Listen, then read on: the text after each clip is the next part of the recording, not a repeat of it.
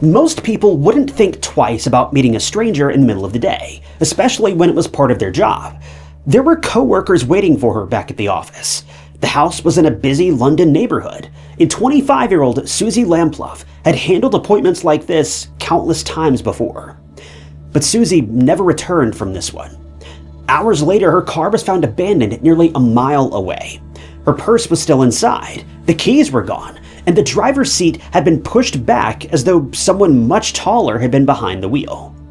Suzy had left almost nothing behind to explain where she had gone, only an address, an appointment time, and the name of the client that she'd gone to meet. Mr. Kipper.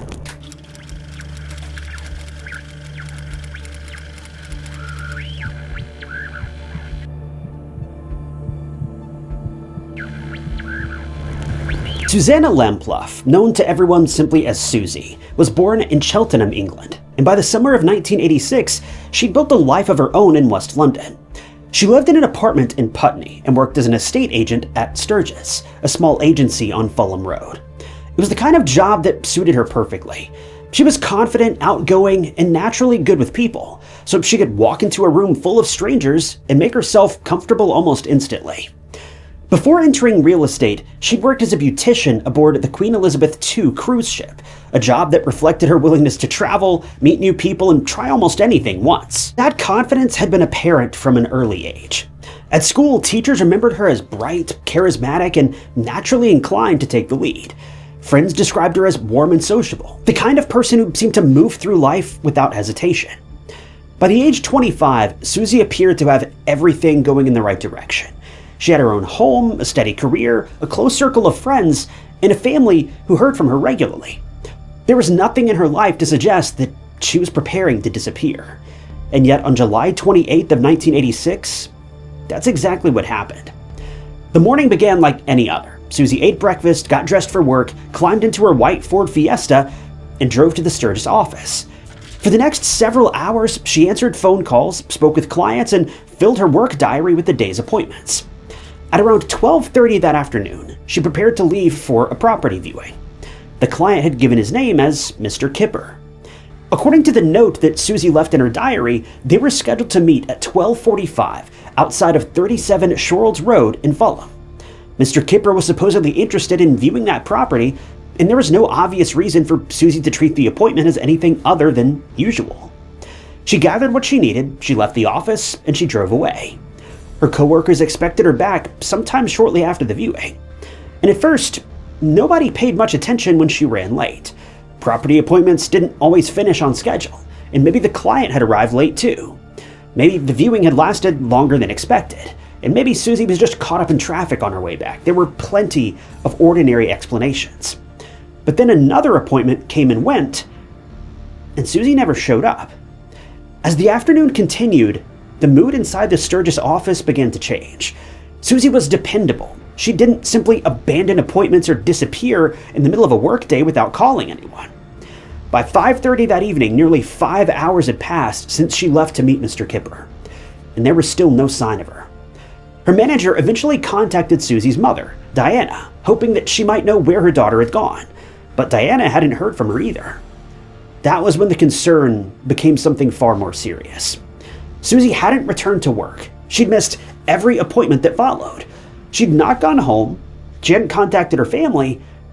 It was as though she stepped out of the office that afternoon and just vanished between one appointment and the next.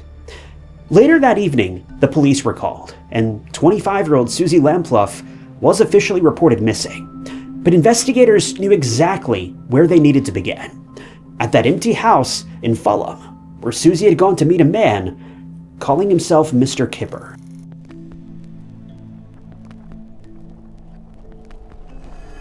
The police reached Fulham in record time, and right away, they got some interesting leads.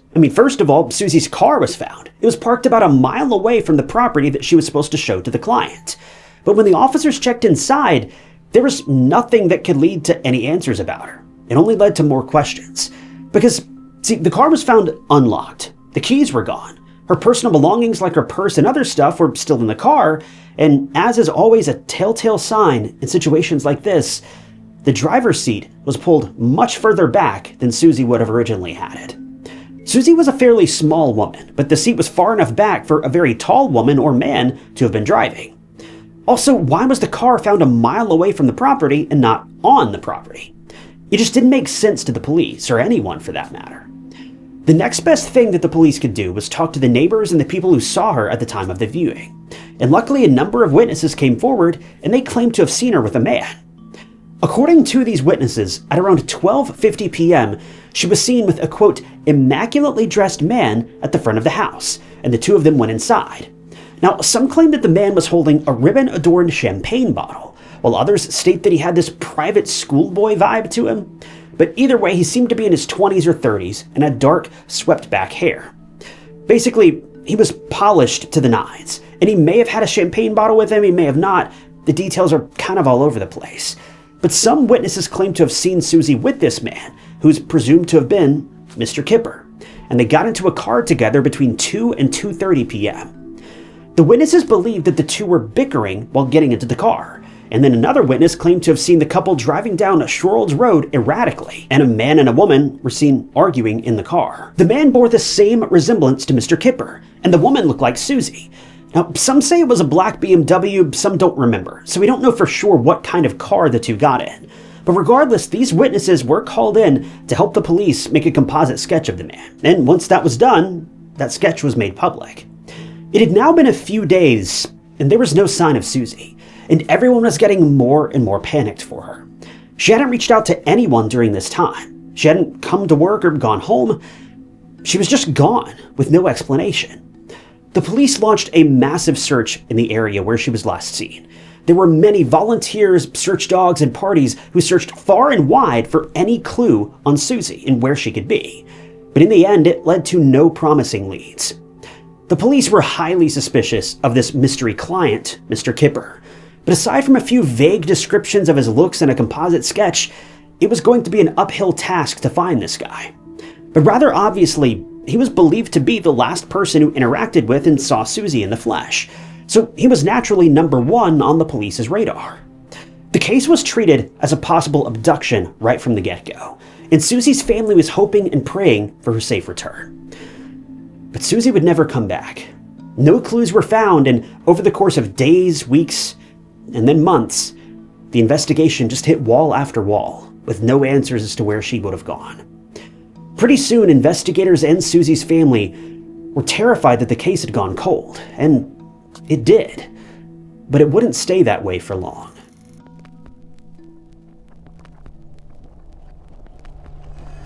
With a case like this, where there were limited leads and lots of questions and strange bits of evidence, there were theories circulating around the community. They were very concerning, and each of them was equally troubling for Suzy's family to hear. Even though they were still hopeful that Suzy would be found alive somewhere, the truth is their hope was quickly dwindling, and after months had passed, there was more confusion than ever. A friend of Suzy's, Barbara Whitfield, claimed to have seen her with a man in a car driving up north on Fulham Palace Road at about 2:45 p.m. Another witness claimed to have seen a blonde-haired woman inside a car, apparently distressed, with a man on Stevenage Road, which was the same road where the white Ford Fiesta was found abandoned. This car was a black, left-hand drive BMW, and the witness clearly heard the sound of a horn being repeatedly blared as an apparent attempt to attract attention. This statement was disturbing to hear, but it was dismissed by the police because they thought that Suzy had brown hair at the time of her disappearance, and the witness mentioned a blonde-haired woman. But what the police didn't know is that she had dyed her natural hair a blonde color just a day before her disappearance, and the photos that law enforcement circulated were ones with her sporting brown hair. Even though the statement itself was quite convincing, it was still pretty vague. The witness had a hard time recalling if the woman that he saw was actually screaming or possibly just laughing, and just like the rest of the leads, this one died down as the investigation progressed. But then, the police came to learn about a very strange detail. It was something Suzy was struggling with before her disappearance. Apparently, she had a stalker. She would constantly receive red roses from a secret admirer at her workplace. Now, we don't know the full extent of this situation involving this unidentified admirer, but it was unsettling in hindsight. This just didn't happen once or twice either, this was happening a lot. And then there was a bizarre incident that occurred a week before she vanished. See, she frequented a local pub, the Prince of Wales in Putney, and on this particular evening out, she left her diary, her checkbook, and a postcard at the pub, clearly by accident. Now, she was extremely worried about her lost things after the fact, once she realized what she had done. But the bizarre thing was that the pub owner was contacted by two different people. A woman claiming to be Sarah told the landlord to tell Suzy to call her back. And then another caller, claiming to be a police officer, also called the same place. The landlord was the one who eventually found the lost belongings and apparently kept them as keepsakes. It's weird, but okay. But when he heard of the woman's disappearance, he then handed those things over to the police. Now, this might not mean anything, or it could mean something, but it was just weird for these things to happen the way that they did. For example, why did Sarah call the pub's landlord and not Suzy if she wanted to reach her personally? That seems odd. If this person knew Suzy, why not just call her directly? But also, who was the guy claiming to be a police officer? Because police knew nothing about one of their own contacting this pub. So this was a lead for police to follow. But it eventually led nowhere in the end. But soon after, the police decided to explore another possible avenue. They were dreading it, but they had to check just in case. They thought that her disappearance could have been the doing of a serial killer. The police checked all sorts of offenders in the area, and then after some poking and prodding, they had a potential person of interest. And this man was a confirmed serial offender as suspected, and to top it all off, he'd recently been released from prison, just 3 days ago to be exact, before Suzy mysteriously disappeared. The man's name was John Cannon, and he'd just been released from a mere 6-year sentence for a previous offense of attacking a young woman, much like what officers believed happened to Suzy.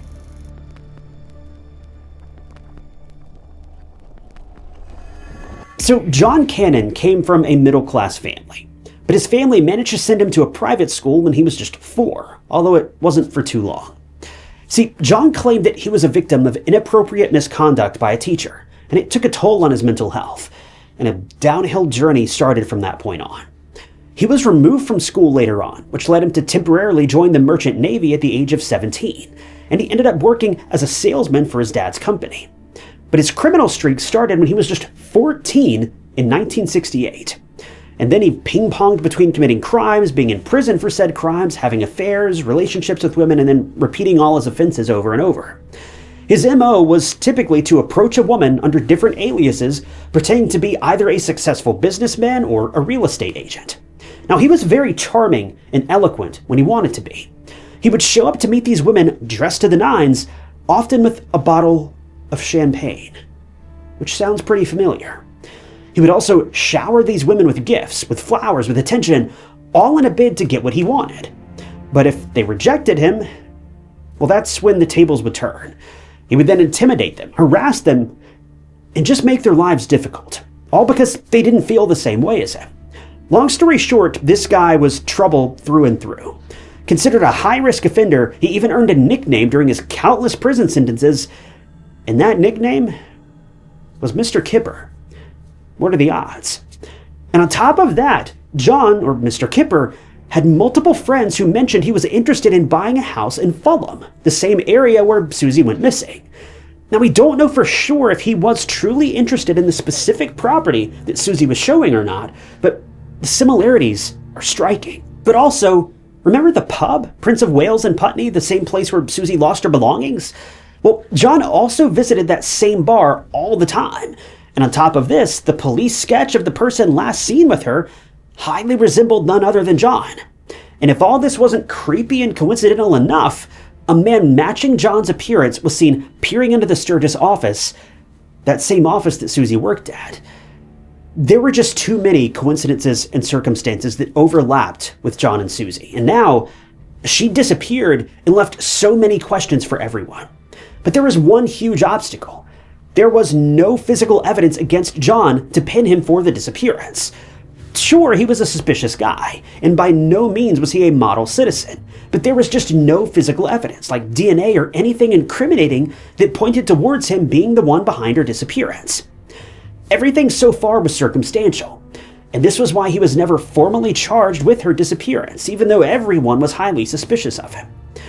Now, there was a single smudged fingerprint found on Suzy's car, but it wasn't able to provide any promising results either. Over time, as years passed, her case began to go cold. Leads were popping up now and then, but they all led to the same dead end. No one knew what happened to Suzy or where she was, and her family was devastated by this. They just wanted to find their daughter and give her a proper goodbye. They wanted to have a place where they could go to remember her, but with no sign of Suzy's body being found, the family endured years of uncertainty. They didn't know who had taken their daughter in broad daylight. They didn't know what happened to her. They didn't even know if by some miracle maybe she was still alive. But in 1987, things changed.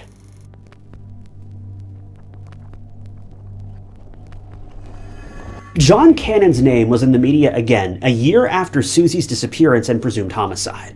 It was now 1987, and John had finally been arrested, but not for the reasons you think. He was arrested in connection with another homicide. The victim in question was 29-year-old Shirley Banks, and she was a newly married factory worker living in Clifton, Bristol. On the fateful day of October 8th of 1987, she'd been out on a shopping trip to Broadmead, and then she was never seen again after 7:40 p.m. She was due to meet up with her husband after the fact, but he waited and waited, and she never showed up. This was extremely weird for him, and he immediately went into panic mode. He searched from place to place, and he couldn't get a hold of his wife, and that was when the police got involved and she was reported missing. The search for Shirley was huge. 150 police officers and a total of 140,000 man-hours were spent on this investigation.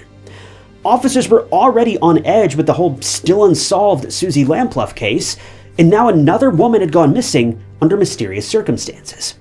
But at the end of October of 1988, John Cannon was arrested in Leamington Spa after attacking a woman with a weapon, and after a brief cat-and-mouse chase, he was finally arrested by the police. His hand was seriously injured, and there was DNA on the knife, and his black BMW was also confiscated by the police, which contained restraints and a fake firearm. 3 weeks following the disappearance of Shirley, the police searched John's car and found a tax document with Shirley's name on it.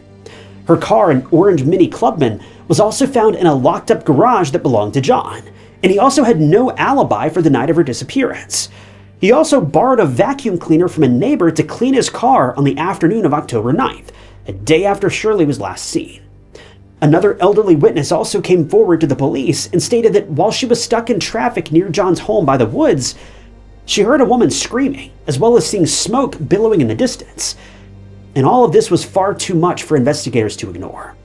But the case came to a head almost a year into Shirley's disappearance, when in April of 1988, a woman's remains were found in an encampment at Dowsborough in the Quantock Hills. Ironically, the place is known as Dead Woman's Ditch. The remains were positively identified as those of Shirley Banks, and her jewelry was also found nearby. A coat of John's, which he'd given to a cleaner, was then tested for DNA, and the police were able to conclude that the stains were linked to the attack on Shirley. In the end, John stood trial for her murder in April of 1989, about a year after her body was found, and he was charged with murder, assault, kidnapping, abduction, and indecent assault, to name just a few. The trial lasted 3 weeks, and the jury deliberated for 10 hours before announcing the verdict. John was found guilty on all charges, and he was given 3 life sentences for the murder, and was incarcerated at HM Prison, Full Sutton. He was a Category A offender, and he continues to maintain his innocence to this day in both Shirley's and Suzy's cases. But speaking of Suzy, in 1991, she was finally declared legally deceased, presumed to be murdered. And in 2002, the Metropolitan Police held a press conference in which John was officially named as a suspect in her disappearance.